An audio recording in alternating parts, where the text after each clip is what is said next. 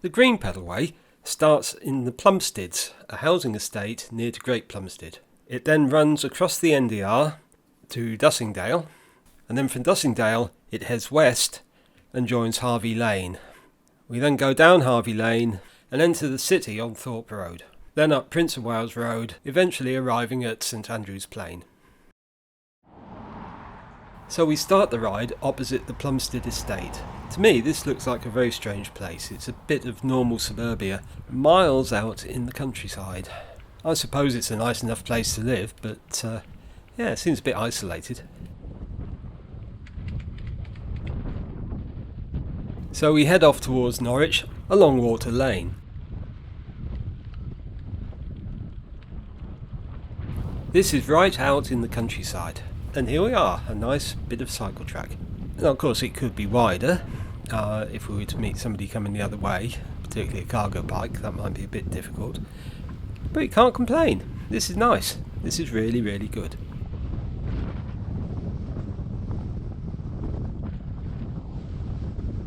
This is a fairly recent addition to the Green Pedalway. Originally, it used to end at the Broadland Business Park, just off Dussindale. That seemed to be a decent place for it to end.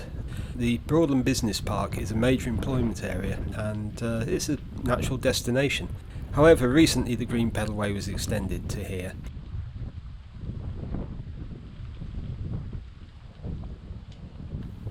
But of course, after a very short period, the cycle track comes to an end and we have to join the road. We'll speed things up a little bit now.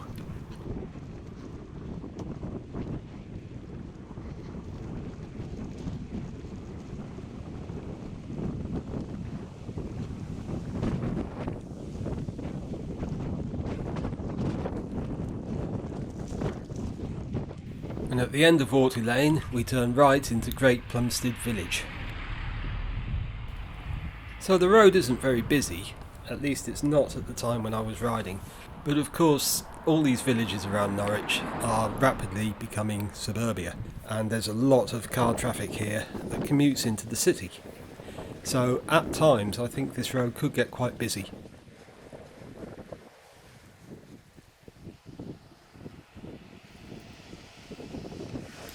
Now of course people aren't driving like lunatics. I've sped the video up because this is quite a long section, nothing much happens.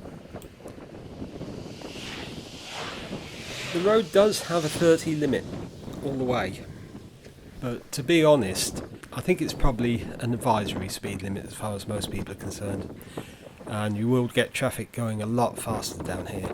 And of course it's a country lane, there's no street lights, so I don't think this is a very nice place to be cycling, particularly after dark in winter. You wouldn't really want to be on a bike down here. I think this could get quite scary. And I have to say, it's really just a line on a map. I wouldn't call this a pedalway. I certainly wouldn't want children to be using this after dark on their own. There is absolutely no cycle infrastructure down here at all, no traffic calming, nothing. To be honest, I don't think I'd like to be riding down here after dark in winter.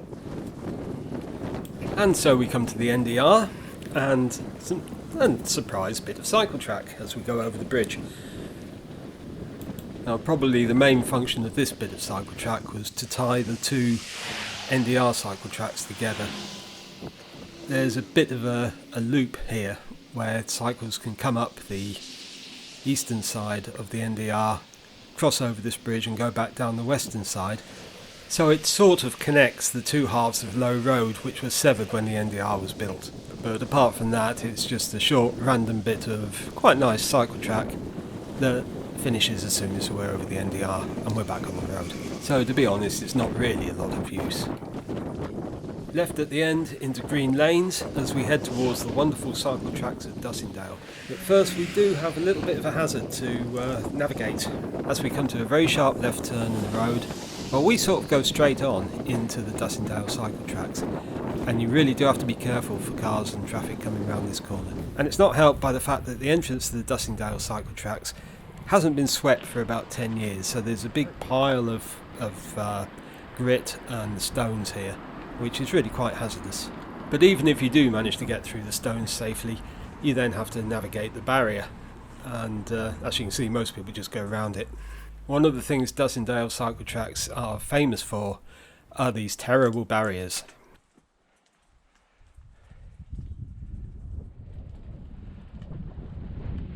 The Dussindale cycle tracks are at least properly segregated. You've got a footpath to the right there and the actual cycle track to the left. They are, however, really quite narrow. Now, they're not as narrow as it looks, it's just that nobody's swept them for a long time, so you've only got this narrow clear bit in the middle. But even if they were properly swept, they are very narrow. You know, you'd never get 2 cargo bikes to cross on these tracks. But then you'd never get cargo bikes through those barriers anyway, so I don't suppose that's a problem, is it? Another design feature of these cycleways is the fact that they're hidden and out of sight. You notice these are the backs of the houses, and there's no access from these houses to the cycle track.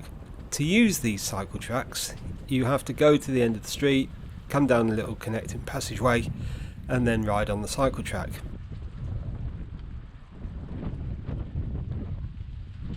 So they're a bit strange, really. You know, the cycle track should go past the houses, actually, you know, past the front door, so that you can come out your house, get on the cycle track and go somewhere.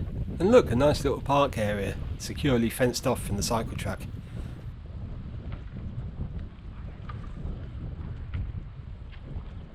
And at this point, just to break the monotony, the cycle track changes to the right hand side of the footpath for no apparent reason.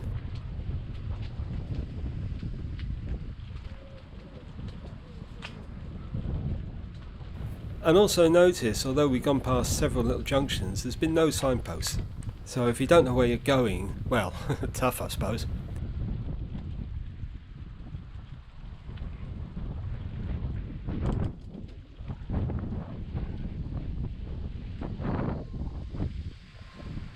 This fence seems to be a bit pointless, and it's rather ugly as well actually.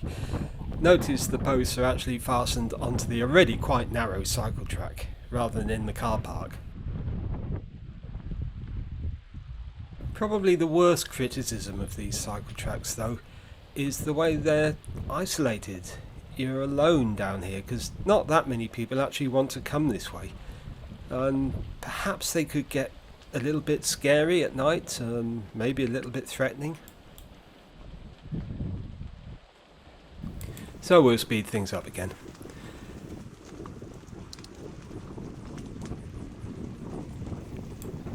Now the council probably does come round and cut the vegetation back occasionally, but it doesn't seem like they do it very often, and these cycle tracks are getting rather overgrown.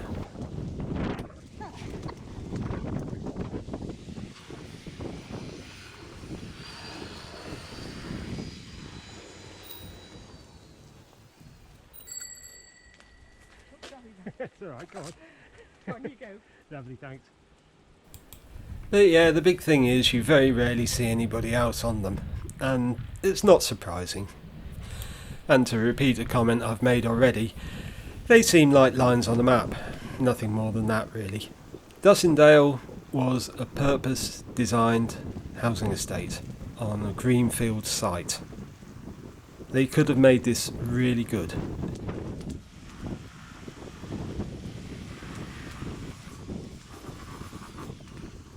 We're joined now on the left by the route down to the Broadland Business Park, which of course is the way the Green Pedalway used to go before this extension to the Plumsteads was added fairly recently.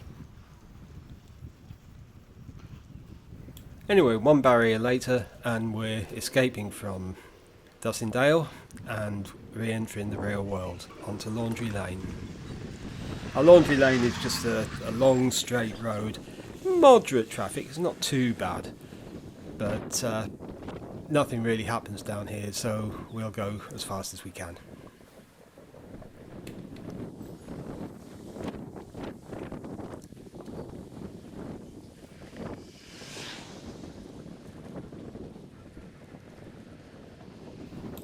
As I said, nothing very much happens down Laundry Lane.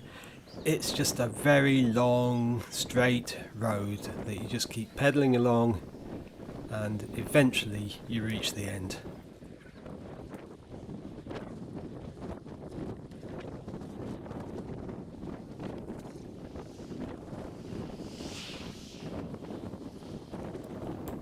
Although at times it seems it never happened, you do eventually reach the end, and the end takes you to St William's Way.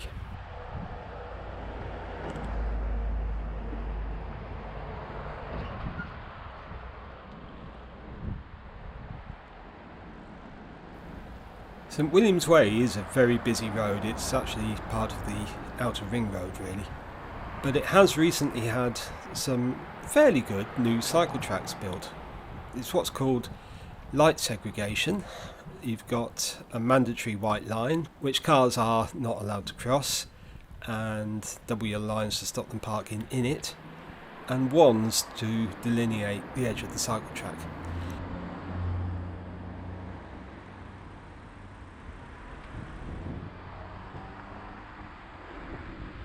The only problem is that the base of the wands is placed inside the cycle track, and they're black, and you just can't see them at night. They're black, they're invisible.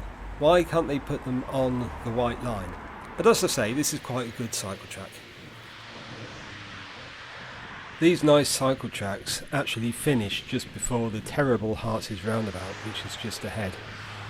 But actually we don't go that far. We're going to turn left into the wonderfully named Thorpe. Now, as I say, St William's Way is the Outer Ring Road. It's normally a lot busier than it was on this day. Coming the other way, as you leave Thorpe, there's no kind of crossing provision at all. That just seems crazy. Getting across St William's Way is not easy on a busy day.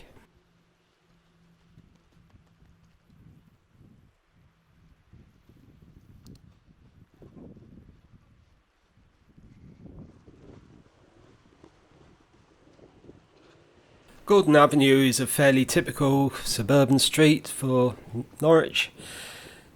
Nothing particularly to say about this bit. It's reasonably good traffic-wise, there's not a lot of traffic down here. And it used to be a part of a really nice low traffic route into the city. But as we'll see shortly, that's been changed with another strange update to the Green Pedalway.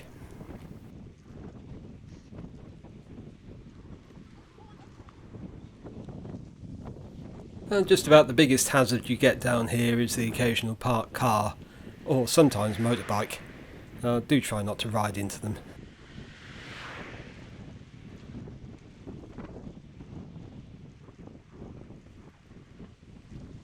Gordon Avenue is uneventful, but at least it takes you right past the houses, not like in the Dustondale cycle tracks, which were well hidden out of the way. Anyway, we eventually get to the end of it, and at the end we meet Harvey Lane. Now then, Harvey Lane is a very busy road sometimes. It's not too bad today, and previously the Green Pedalway crossed it, not quite straight across. You had to do a bit of a dogleg, go left and then right. But now the Green Pedalway follows Harvey Lane. When Harvey Lane was first conceived, I think in the 1930s or so, it was going to be part of the Norwich Outer Ring Road, but they only built it as far as Yarmouth Road and never completed the bit between there and Martineau Lane, and so now it just finishes on Yarmouth Road, and it remains one of those might have been roads.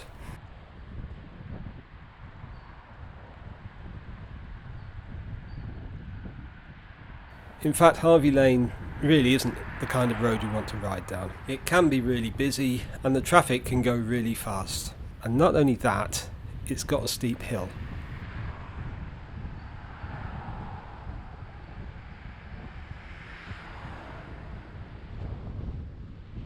Now this is actually quite a steep hill, and coming the other way you're going to have to slog up it really slowly with a lot of heavy traffic forcing its way past you. I wouldn't want to do that.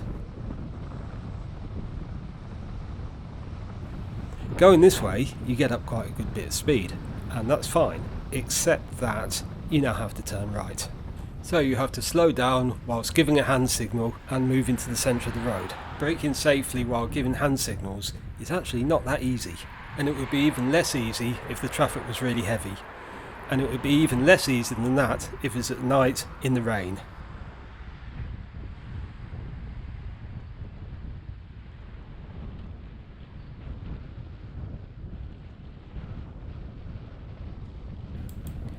Stanley Avenue isn't too bad, it's another quiet residential street.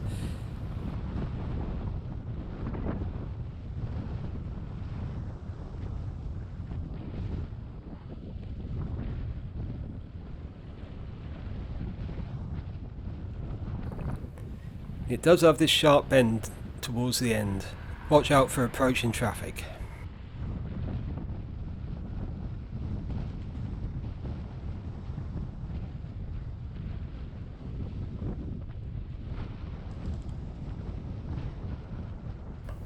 And at the end we meet the Yarmouth Road. Now this is a challenge. You have to get across the Yarmouth Road. And this can be really difficult. Again, not too much traffic today, but this can be an absolute nightmare down here. Seriously, who thought bringing the pedalway to a major junction like this would be a good idea?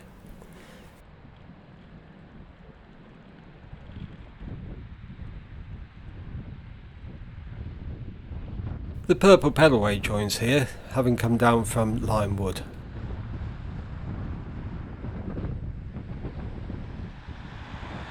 Yeah, so Yarmouth Road.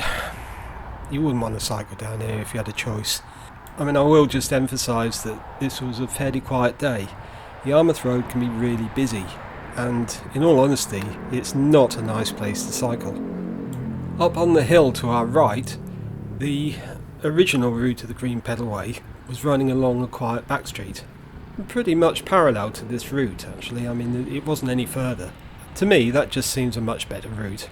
The Pedalway map actually shows this section and the bit down Harvey Lane as being hazardous because of heavy traffic.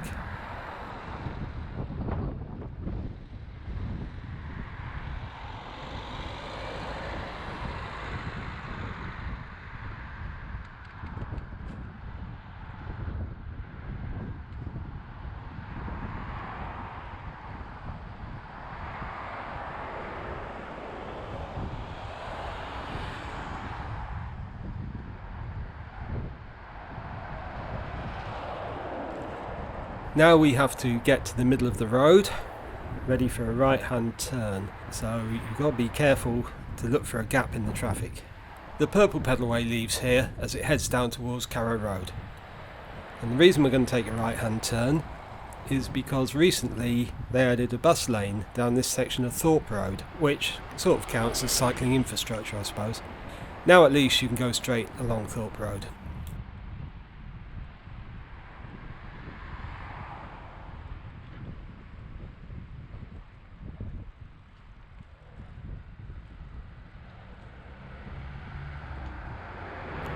Coming this way, of course, you're just riding in the bus lane, so there's, apart from buses, no other traffic.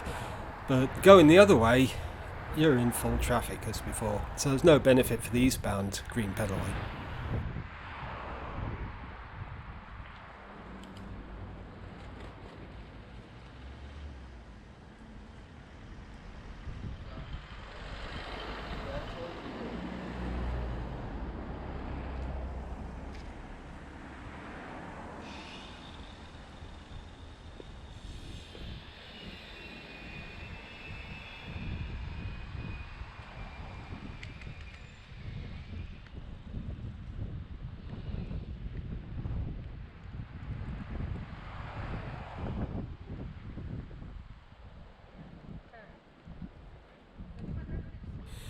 Coming up on the right is Rosary Road. This is the point where the original route of the Green Pedalway came down the hill via St Leonard's Road and Hillhouse Road. It's still the route used by the Orange Pedalway, which joins us here. That was just such a better route than Harvey Lane and the Yarmouth Road. So anyway, now the old and new routes are back together again as we head along Thorpe Road towards the station.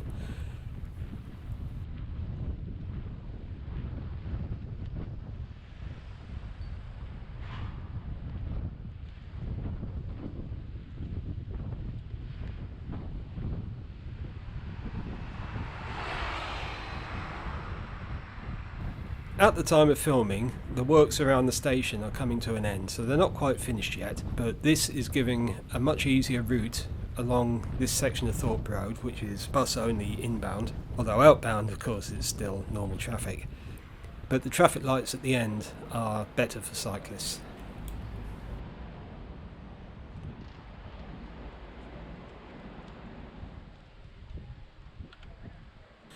The orange pedalway leaves here as we go across Foundry Bridge. Now, to be fair, things might have changed a bit at this point by the time you watch this video, with the addition of a segregated cycle track on the left hand side of the road after the bridge. We'll see how that turns out, but for now it's like this. This is another one of those places where you have to get to the middle of the road and do a right hand turn, this time into the Prince of Wales Road cycle track. This entrance is normally blocked by pedestrians, so be very careful here. The trouble is, when the traffic's quite heavy, you have to come at this quite fast, and it's a very, very difficult entry to a cycle track. Anyway, once on the cycle track, we have another change of route. Previously, the Green Pedalway took the route up St Faith's Lane, which is a very nice, quiet back street which leads into Tombland. So they've done away with that, and now we have to follow the Prince of Wales Road cycle track, which is, shall we say, a little bit substandard.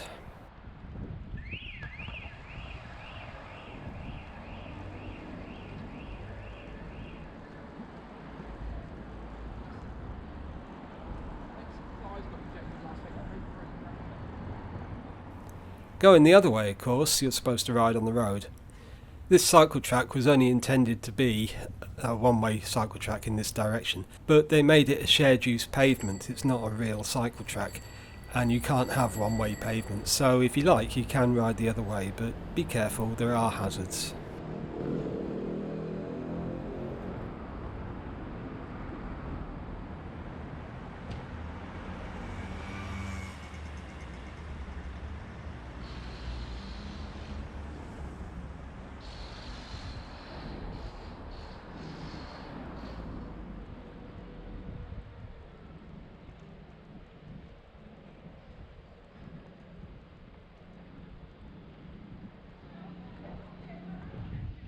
At Agricultural Hall Plain, we join the Red Pedalway or National Cycle Route 1, and we head towards Upper King Street and Tombland.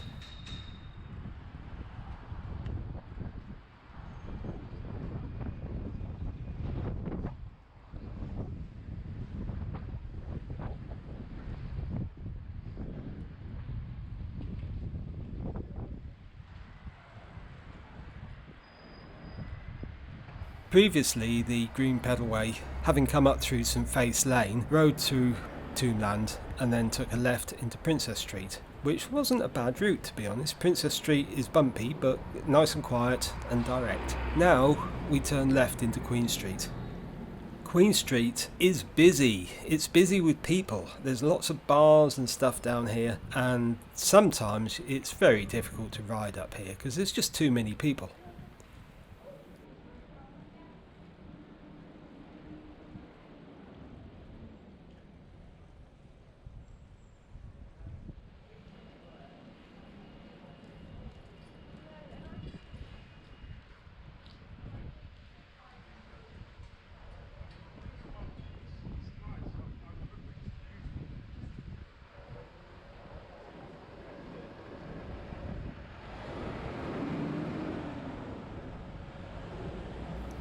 Well, when we get to the top, we get to Redwell Street, turn right.